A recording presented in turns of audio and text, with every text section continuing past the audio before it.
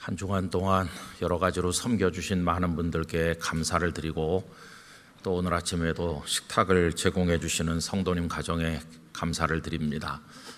여러분, 오늘은 주님께서 무덤에 계신 시간인데 경건한 마음으로 지나시고 내일 기쁨의 부활주일을 다 같이 맞이하기를 원합니다. 또 이미 광고를 드린 것처럼 내일은 부활절 우리 한국교회 연합예배가 오후 4시에 이 자리에서 드려지기 때문에 우리 영락교회 부활절 예배는 1부에서 4부까지만 드린다고 말씀드렸습니다. 그래서 4부 예배는 베다니홀과 드림홀에서 드리니까 여러분 착오 없이 예배하시면 되겠고요. 또 내일 여기서 3부 예배가 끝난 다음에는 이 본당을 다 비워서 그 4시에 드릴 예배를 위해서 준비하는 시간이 필요하다고 합니다.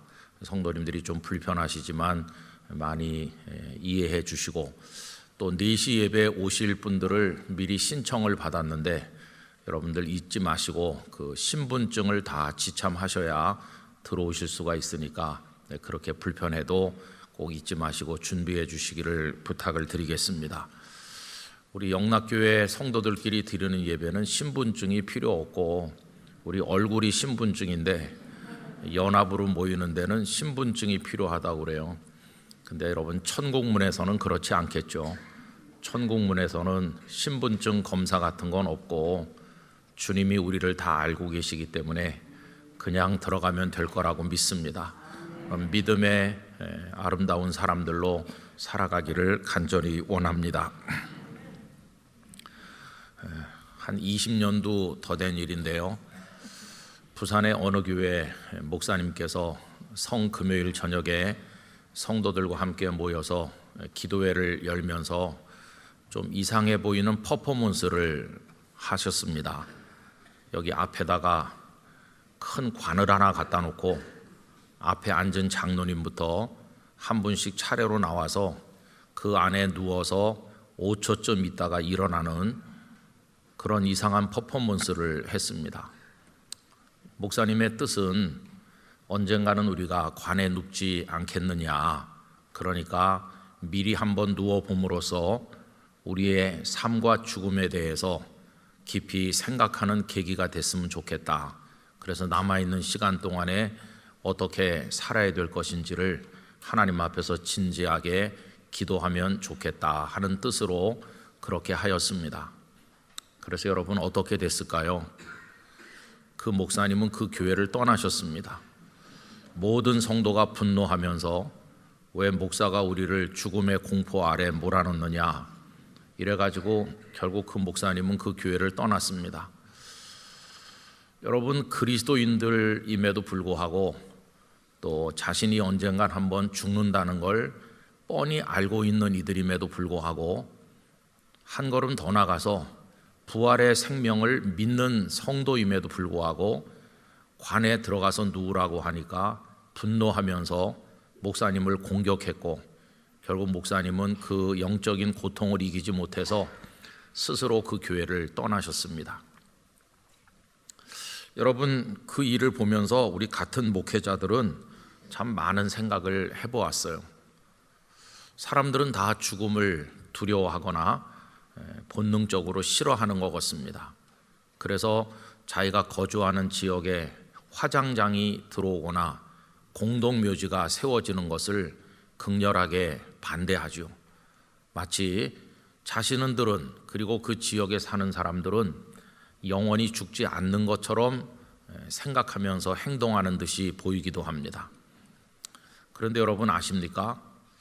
죽음이야말로 살아있는 사람들에게 하나님께서 주신 최고의 역설적인 축복 중에 하나다 하는 것을 이해하십니까? 어떤 목사님은 이렇게 성경을 강해하는 걸 보았습니다. 하나님께서 선악을 알게 하는 나무 열매를 따먹은 아담에게 벌을 내리시는 가운데 죽음을 말씀하지 않았습니까? 너는 흙이니 흙으로 돌아가라. 그런데 그 목사님께서는 이 하나님의 징벌적 말씀을 징벌로만 이해해서는 안 된다고 설명하셨습니다. 분명히 그것은 저지른 죄에 대한 징벌이죠. 그래서 흙으로 돌아가는 죽음을 말씀하셨다는 겁니다. 그런데 그 목사님은 그 죽음을 명하신 것이야말로 오히려 아담에게 주신 하나님의 축복이기도 했다, 이렇게 설명을 하시더라고요. 여러분, 흙으로 돌아가라는 말씀이 아담에게, 다시 말하면 아담의 허리춤에서 나온 이 땅의 모든 인류에게 주신 축복이라는 게 그게 무슨 뜻일까요? 일단 죄를 짓고 나면 그 인생은 망가진 것입니다. 그런데 그 망가진 채로 죽지 않고 계속 사는 것은 죽음보다도 더한 고통이라는 것입니다. 그 망가진 채로, 악한 채로, 무너질 대로 무너진 채로 죽지도 않고 영원히 살아라. 그거야말로 진정한 두려움이라는 거죠. 그런데 하나님께서는 죽음을 말씀하심으로써 그 악한 채로 살아가는 고통에서 해방되는 은혜를 베푸신 것이고, 또 살아있는 자들로 하여금 나는 죽을 자야, 언젠간 흙으로 돌아갈 자야, 이거를 늘 생각하도록 하심으로써 그 살아있음의 의미를 언제나 새로운 눈으로 들여다보게 하시고 어떻게 값지게 살아야 될 것인가를 생각하도록 만들어 주셨기 때문에 흙으로 돌아가라는 말씀은 단순한 징벌이 아니라 그 속에 아주 깊은 하나님의 은혜가 들어있는 것이다, 이렇게 설명하는 것을 들은 적이 있습니다. 여러분, 그래서 우리 그리스도인들에게 있어서는 이 삶과 죽음이 반대되는 개념이 아닙니다. 성도에게 있어서는 삶과 죽음이 이쪽 끝과 저쪽 끝에 있는 개념이 아니고 삶과 죽음이 하나로 연결되어 있습니다. 죽음은 누가 죽는 것일까요? 살아있는 사람이 죽는 겁니다. 죽은 사람은 죽지 않아요. 이미 죽었으니까요. 죽음은 누구의 주제인가? 살아있는 이들이 일평생 생각해야 될 주제가 바로 죽음입니다. 그래서 죽음은 살아있는 자들의 문제이고, 살아있는 자들에게 주시는 숙제고, 살아있는 자들이 품고 살아야 될 과제인 것이죠. 그래서 여러분, 그리스도인에게 있어서 이런 명제가 있는 거죠. 살아있는가? 그렇다면 살아있는 동안에 죽은 자처럼 살라. 또 죽음 앞에 섰는가? 그렇다면 영원히 살 자처럼 죽어라. 이게 그리스도인에게 주어진 명제입니다. 여러분, 우리가 지금 살아있잖아요. 그런데 어떻게 살아야 될 것인가?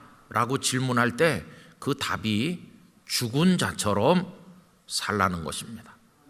그래서 죽음과 삶이 떨어져 있는 것이 아니라 하나로 연결되어 있어요. 죽은 자처럼 살 때 그 삶에 큰 은혜가 임하게 되어 있어요. 죽은 자처럼 산다는 역설을 이해할 때 그 속에 하나님의 은혜가 있는 거죠.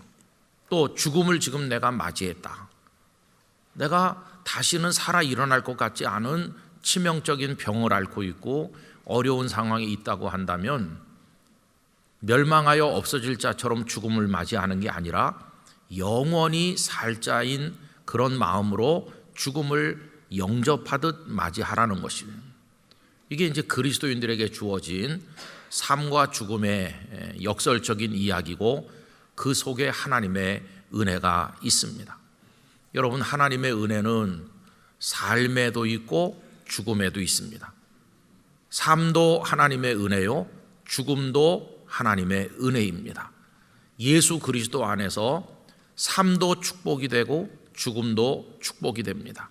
그게 바로 복음이 우리에게 알려주는 가장 놀라운 은총의 이야기입니다. 그래서 여러분, 우리들은 진정한 그리스도인이라면 죽음을 회피하지 말고 살아있는 동안에 죽은 자처럼 살아나가야 된다는 것입니다. 그런데 여러분, 현실적으로 우리는 그렇지 않죠. 우리는 죽음을 저 먼 데로 쫓아보내려고 합니다. 내 곁에 다가오지 못하도록 차단하고 싶은 게 죽음이죠. 나에게는 죽음이 없었으면 좋겠다, 그렇게 생각하죠. 나는 이 땅에서 좀 더 오래오래 살았으면 좋겠고, 이 땅에서 뭐 영원히 살지 못한다 할지라도 지금은 아니고 그래도 내가 하고 싶은 거 다 해보고 누리고 싶은 거 다 누린 다음에 죽었으면 좋겠다. 다들 그렇게 생각을 하고 있습니다. 여러분, 오늘 본문 말씀은 예수님의 비유인데 그 속에 우리들이 다 가지는 그런 마음을 가진 한 사람을 예수님께서 말씀하고 계십니다. 한 부자가 있었다는 겁니다. 그런데 이 부자가 풍년을 만나서 곡식 소출이 아주 많았습니다. 그런데 그 곡식을 쌓기에는 창고가 너무 좁다고 생각을 해서 이 사람은 창고를 헐어버리고 새로 크게 잘 지었습니다. 그리고 그 안에다가 거둔 곡식을 가득히 쌓아 놓았습니다. 그런데 여러분, 농사가 잘 돼서 곡식 쌓을 곳이 없기 때문에 창고를 늘려 지었다면 뭐 그거는 이해가 돼요. 우리라도 쌓을 곳이 없다면 어쩔 수 없이 창고를 늘려야 될 거 아니겠습니까? 그건 이해가 되는데 오늘 예수님의 비유를 자세히 읽어보면 이 사람은 곡식만 쌓은 게 아니라 다른 물건들도 같이 쌓았다고 말씀하고 있어요. 여러분, 오늘 말씀 19절에 보시면요, 또 내가 내 영혼에게 이르되 영혼아 여러 해 쓸 물건을 많이 쌓아 두었으니, 이렇게 말씀하고 있죠. 그래서 그 18절에 보면 이미 그렇게 나옵니다. 또 이르되 내가 이렇게 하리라, 내 곡간을 헐고 더 크게 짓고 내 모든 곡식을 거기 쌓아두리라. 이렇게 안 돼 있고요, 곡식과 물건을 쌓아두겠다. 그러니까 이 사람은 농사가 잘 됐기 때문에 곡식을 쌓아둘 곳이 없어서 창고를 늘려 지은 사람이 아니고요, 거기 물건들까지 쌓아뒀다는 거예요. 근데 그 다음 절에 방금 읽은 데 보면 여러 해 쓸 물건들 이렇게 말했잖아요. 여러분, 곡식만 가지고 살 수는 없죠. 옷도 입어야 되고 신발도 필요하고 이것저것 살아가는데 필요한 생필품들이 혹은 또 기호를 위해서 필요한 물건들이 많겠죠. 한쪽에는 곡식을, 한쪽에는 자신의 삶에 필요한 다른 물건들을 다 같이 쌓아 놓았다는 건 뭘 말합니까? 오래오래 살겠다는 것이에요. 오래오래 살겠다. 그래서 조금 아까 읽은 거기 말씀에서 이렇게 얘기하자. 그 19절 끝에 보면 평안히 쉬고 먹고 마시고 즐거워하자, 이렇게 얘기하지 않습니까? 그런데 하나님께서는 그에게 뭐라고 말씀하십니까? 20절 보시면 하나님은 이르시되 어리석은 자여 오늘 밤에 네 영혼을 도로 찾으리니 그러면 네 준비한 것이 누구의 것이 되겠느냐 하셨으니. 성도 여러분, 우리가 알고 있는 사실을 오늘 이 새벽에 다시 한번 마음에 깊이 새기기를 원합니다. 우리 생명 우리 것이 아닙니다. 하나님의 것입니다. 그리고 언제 도로 찾으실지 아무도 알지 못합니다. 그러나 분명한 것은 언젠가 한번 반드시 찾아가실 것입니다. 그게 죽음의 때인 것이죠. 우리 모두가 다 우리의 생명을 도로 찾으실, 이 육체 속에 깃든 생명을 찾아가실, 오늘 표현대로 하면 영혼을 도로 찾아가실 때가 있다는 사실을 잊어서는 안 되는 것이죠. 그래서 우리는 어차피 죽음을 피해서 도망할 수 없습니다. 오히려 아까 그 아담에게 말씀하신 이야기가 단순한 징벌이 아니고 그 징벌 속에 하나님의 은혜가 담긴 거라고 설명한 어느 목사님의 말씀처럼 우리들은 이 죽음을 피해서 도망가야 될 대상으로 생각할 것이 아니라, 여러분, 그것을 환영하는 사람으로, 기다리는 사람처럼 맞이하는 게 옳으리라고 생각을 하는 것입니다. 여러 해 전에 어느 목사님께서 세상을 떠나셨어요. 그런데 그 교회 장로님께서 이런 말씀을 나중에 하셨습니다. 아이고, 목사님, 우리 성도들 정말 놀랬어요. 아니, 왜요? 목사님이 돌아가셔서 장례식을 준비해야 되는데 알고 보니까 다 준비를 해놓으셨어요. 예배는 어떻게 드리는 게 좋겠는데 조화도 받지 말고 부조도 받지 말고, 내가 가장 사랑했던 친구 목사님이 있는데 그 친구 목사님이 내 인생에 부끄러운 것도 잘 알고 나의 문제도 잘 아는 분이니까 꼭 장례 예배 때 설교는 그 목사님에게 부탁했으면 좋겠고 기도는 누가 해줬으면 좋겠고 다 써놓으셨어요. 심지어는 그날 읽을 성경 본문까지 목사님이 정해놓았어요. 그래서 자신을 잘 아는 목사님에게 그 본문을 들여서 그 말씀을 가지고 설교해달라고 다 미리 기록해놨어요. 자신의 장례식을 준비한 목사님이죠. 아주 간단하게 번잡스럽지 않게 그러나 가장 질서 있고 의미 있게 당신 자신이 이 땅에서 치르게 될 여러 가지 대사들 중에서 마지막 대사라고 할 수 있는 장례식을 본인이 준비하신 어느 목사님의 이야기를 알고 있습니다. 여러분, 고대 로마 시대 때 전쟁에 참여했다가 대승을 거두고 돌아오는 장군에게 로마 사람들은 꽃을 뿌리면서 열렬하게 그 개선 장군을 영접하면서 한쪽에서 외쳤다고 그러죠. 죽음을 생각하라. 여러분, 개선에서 들어오는 장군에게 죽음을 생각하라고 외치는 이유는 뭘까요? 오늘은 승리자였지만 내일은 패배할 수도 있고 지금은 영광을 누리지만 머지않은 장래에 죽을 존재라는 사실을 잊지 말라. 그런 참 지혜로운 경고가 아니었겠습니까? 성도 여러분, 오늘은 토요일이죠. 지금 이 시간은 예수님께서 죽으시고 무덤에 계신 시간이죠. 저는 영락교회 성도들께서 예수님의 무덤에 동참하시기를 바랍니다. 예수님의 무덤에 동참한다는 것은 살아있지만 죽은 자인 것처럼 살아가는 것을 말하는 것입니다. 여러분, 늘 죽음을 묵상하면서 살아가야 됩니다. 죽을 거라는 사실을 잊지 말고 살아가는 게 무덤에 동참하는 것입니다. 그래서 어떤 분의 표현처럼 우리 모두 예수님의 무덤 안에 그분 곁에 함께 눕도록 하자. 예수님께서 거기 눕혀지셨잖아요. 그 아리마대 사람 요셉의 무덤에 눕혀지셨는데 그 예수님의 옆자리에 주님, 저도 죽었습니다. 당신의 죽음 속에서 저도 같이 죽었습니다. 그러면서 그 옆에 같이 눕자. 왜 우리가 그분의 죽음에, 그분의 무덤에 동참해야 되는가? 그분 곁에 누울 때 그분이 부활하는 시간에 우리도 같이 살아날 것이기 때문입니다. 주님의 무덤에 같이 눕는 사람, 주님이 부활하실 때 같이 부활하게 될 것이기 때문이죠. 주님의 모든 삶의 이야기 속에는 우리를 향한 주님의 마음이 담겨 있습니다. 주님이 이 땅에서 낡은 샌들을 신으시고 타박타박 나그네처럼 이 마을 저 마을로 걸으시는 그 모습은 정처 없이 방황하는 우리 인생들의 고난에 참여하신 겁니다.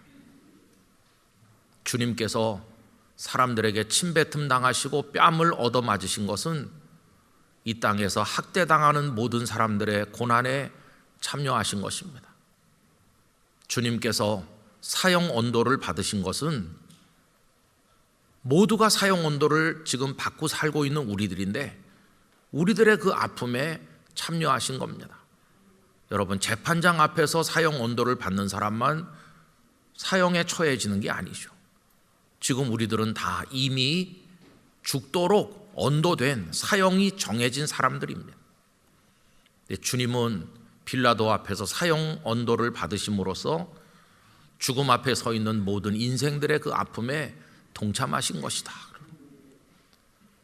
주님이 십자가에 매달려 6시간 동안 고통을 받으신 것은 죽음 앞에서 떨고 괴로워하면서 어쩔 줄 몰라 하는 모든 인생들의 그 연약함에 참여하신 것이다. 그리고 주님께서 숨이 끊어지신 것은 지금 이 순간에도 숨이 끊어지고 있는 지구촌의 많은 사람, 그리고 머지않아 숨이 끊어질 현재 살아있는 모든 사람들의 그 두려움과 아픔에 참여하신 것이다. 그리고 주님께서 무덤에 누우신 것은 이미 죽어 무덤에 누운 자들과 앞으로 무덤에 누울 자들의 그 고통에 참여하신 것이다. 그렇게 주님께서는 우리에게 참여하셨습니다. 그러면 그 다음 얘기는 뭘까요? 주님이 우리에게 참여하여 오셨지만 그 다음 얘기는 우리가 주님께 참여하는 겁니다. 주님의 무덤 안에 같이 누우면 주님이 부활하실 때, 영원한 생명으로 나가실 때 우리도 그 영원한 생명에 참여하게 될 줄 믿습니다. 그래서 그 주님의 무덤 곁에 누워야만 되는 것이죠.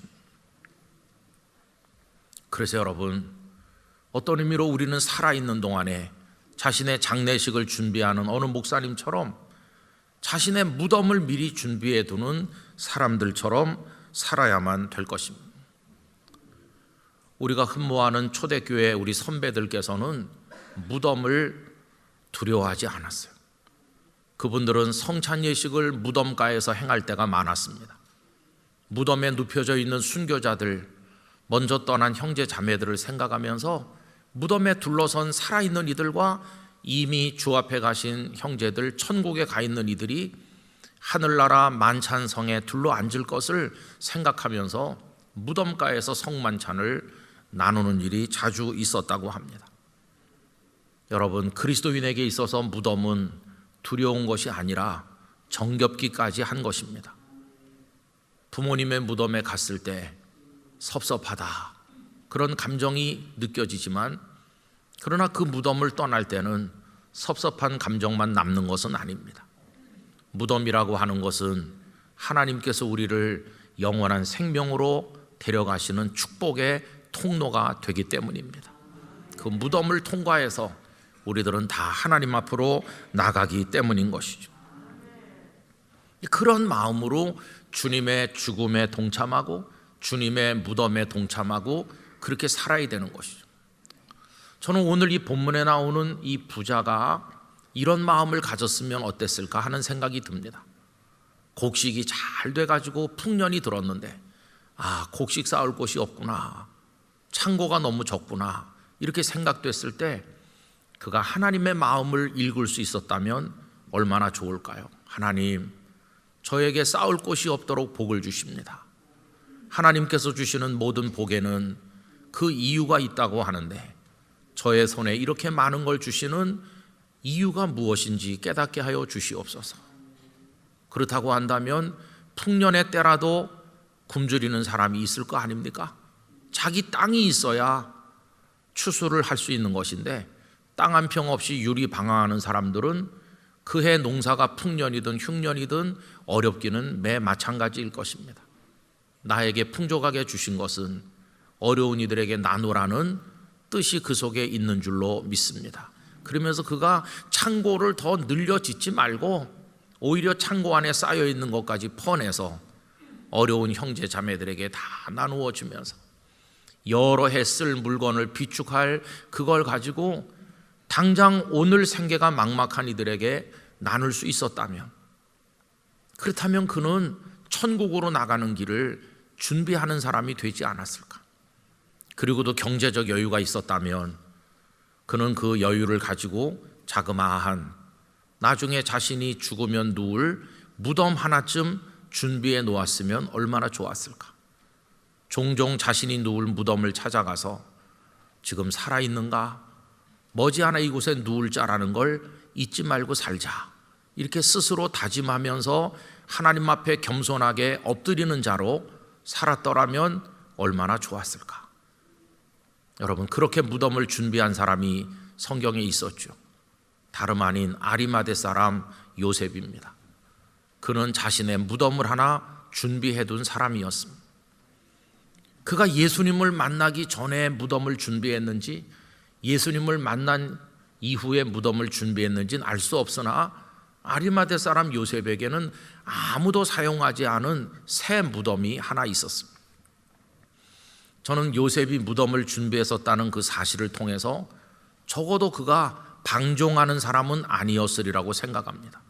왜 그러냐 하면 최소한 그는 자신이 죽을 거라는 사실을 알고 사는 사람이었기 때문입니다. 그러다가 그는 예수님을 만났죠. 무덤이 자신의 영원한 생명을 보장해 줄 수 없는, 무덤은 어떤 의미로 이 땅에서의 모든 것의 종말을 의미하는 것으로 받아들였던 그에게 예수님은 놀라운 것에 눈뜨게 하셨죠. 예수 그리스도 안에서 영원한 생명을 얻을 수 있다는 사실을 알았을 때 그는 사람들이 끝이라고 생각하는 그 무덤을 아까워하지 않고 그 새 무덤이지만 기꺼이 예수님께 내어드렸죠.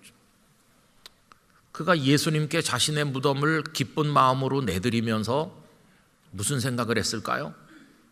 아마 그는 예수님이 거기서 끝일 거라고 생각했을 가능성이 많습니다. 그러나 예수님은 아리마대 사람 요셉의 무덤을 이 세상에서 가장 유명한 무덤이 되게 하셨습니다. 그 무덤은 닫힌 무덤이 아니라 열린 무덤이 되었고, 그 무덤은 무수한 사람들이 찾아오는 거룩한 성지가 되었고, 그 무덤에 와서 사람들은 죽음을 보는 게 아니라 생명을 보게 되었으니 아리마대 사람 요셉의 무덤은 천국으로 이어지는 통로가 우리의 죽음이요 무덤이라는 걸 보여주는 그런 증거가 되었습니다. 성도 여러분, 이 주간에 우리는 특별 새벽 기도회를 일상에서 어떻게 그리스도와 함께 하면서 그 고난을 일상화할 것인가 하는 주제로 말씀을 나누었습니다. 월요일부터 오늘까지 나누는 이 말씀은 여러분들에게 드리는 말씀이었다기보다는 목사로 살고 있는 저 자신에게 하는 이야기였고, 저 자신이 남은 인생을 어떻게 하나님 앞에서 맑고 경건한 사람으로 살아야 될 것인지를 스스로에게 하는 이야기였다고 생각이 듭니다.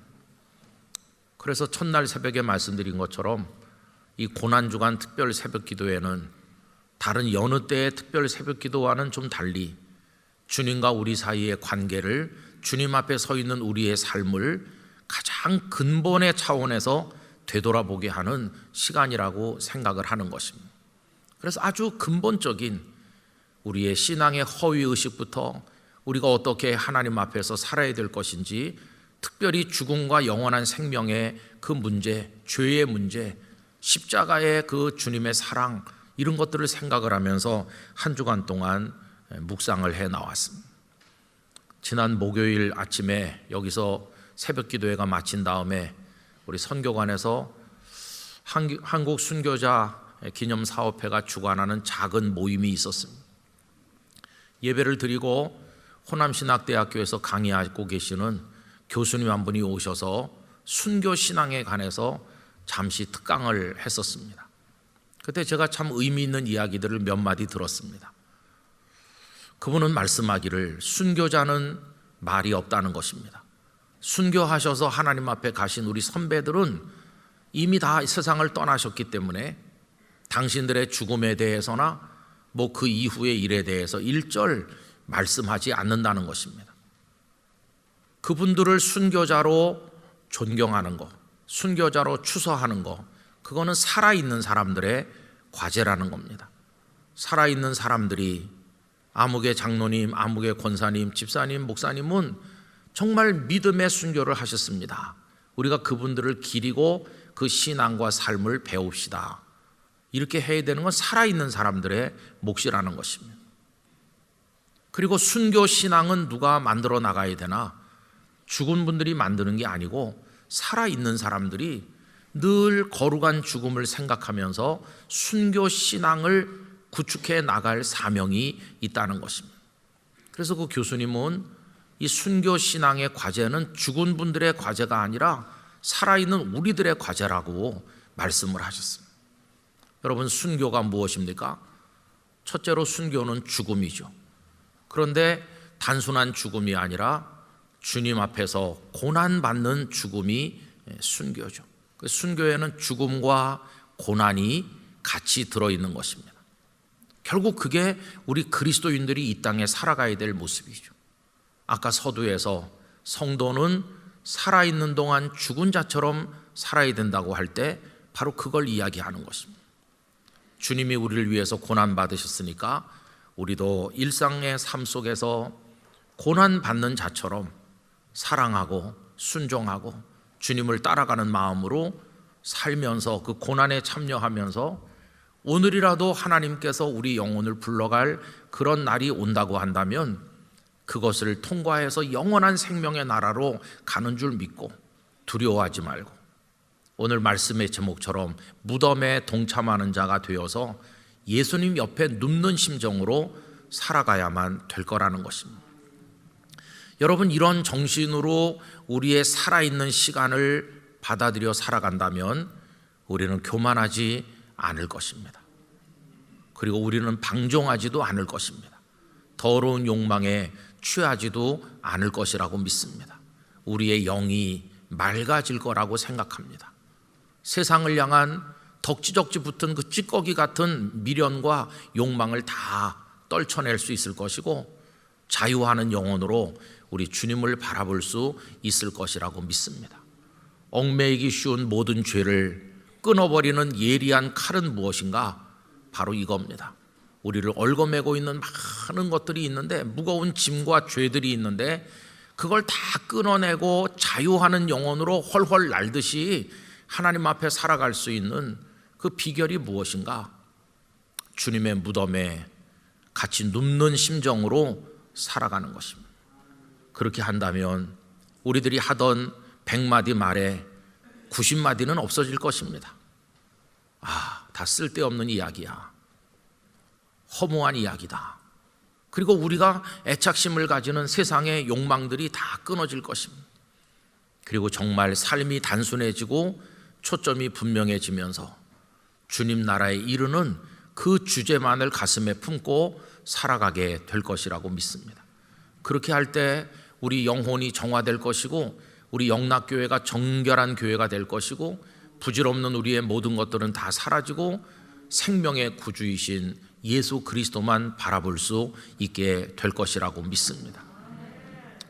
성도 여러분, 저는 우리 영락교회가 가장 정결한 교회가 되기를 원합니다.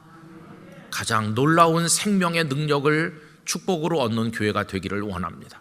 우리 각자가 그런 마음으로 무덤을 이기고 승리하신 부활의 주님께 참여하게 되기를 간절히 기원하는 것입니다. 오늘 이런 마음으로 하루를 지내시고 내일 부활주일 이 자리에서 기쁨의 주일을 맞이하시게 되기를 간절히 축원합니다. 기도하겠습니다. 거룩하신 아버지 하나님, 지나간 한 주간 동안 월요일부터 이 시간까지 일상에서 그리스도와 함께 고난을 받으며 경건한 그리스도인으로 영원한 생명을 향해 나아가는 삶을 나누게 해주신 것을 감사드립니다. 한 주간 동안 저희들이 나눈 말씀이 우리 마음에 살아있게 하시고 세상의 욕망에 도취되어 어리석게 살아왔던 교만하기 짝이 없는 저희들의 모습, 위선적인 모습, 어리석은 모습에서 벗어나게 하사 하나님의 나라를 바라보며 생명의 구주를 따라 걸어가게 하여 주시옵소서. 살아있는 동안에 마치 죽은 자처럼 살아가게 하시고 예수님의 무덤 옆에 눕는 심정으로 살아가게 도우시옵소서. 주님께 참여할 때 주님의 부활에도 참여하게 될 줄로 믿습니다. 우리 영락의 성도들을 아름다운 믿음의 사람으로 거룩한 자유인으로 세워주시기를 원합니다. 내일 부활주일을 준비하는 손길들의 은혜를 내려주시고 우리 성도들 모두가 기쁨으로 내일을 맞이하여 영광 돌리게 하여 주시옵소서.